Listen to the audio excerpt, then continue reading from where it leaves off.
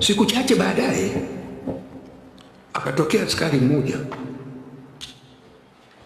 akawa na mawazo yake na akasema hata kwenye jeshi kuna mgawanyiko.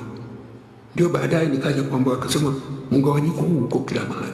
Wanasema kuna makundi ya aina mbili. Kuna wale wanaokwenda mstari wa mamlaka na ndio wenye nguvu, ndio wanafanya mambo yao. Kwa hiyo polisi wanaoamuriwa wafanye hivi, lakini kuna wengine wanasema tunachofanya sio sahihi, lakini hao wanaogopa kusema waziwazi, wanaogopa.